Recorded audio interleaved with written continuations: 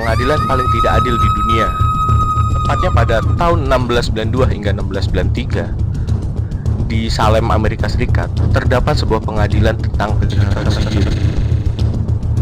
Jadi pengadilan ini dimulai setelah beberapa gadis yang masih muda di Salem Village, termasuk Betty Paris dan Abigail Williams yang masih 11 tahun, mulai mengalami kejang dan beberapa perilaku aneh.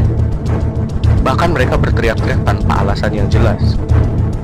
Ketika dokter tidak bisa menemukan penjelasan medis untuk perilaku mereka, kemudian para dokter menyimpulkan bahwa gadis-gadis itu telah disihir.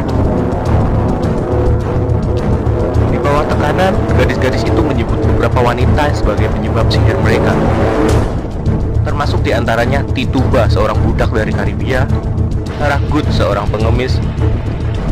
Kemudian setelah dilakukan pemeriksaan serta penyiksaan terhadap Tituba, akhirnya Tituba mengaku kalau dia melakukan sihir dan menyebut nama-nama lain yang semakin memperburuk histeria pada masa itu. Kemudian pengadilan penyihir ini sangat tidak adil, dengan bukti utama yang digunakan hanyalah bukti spektral, yaitu hanya kesaksian bahwa roh atau hantu seorang yang terlihat melakukan sihir. Jadi bukti yang ada saat itu hanyalah bukti spektral.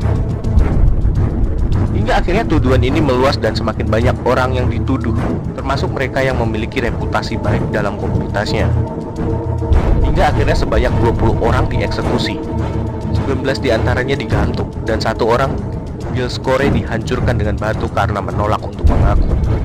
Hingga akhirnya pada bulan September 1692, Gubernur William Phips akhirnya menghentikan pengadilan dan meniadakan bukti spektral sebagai dasar.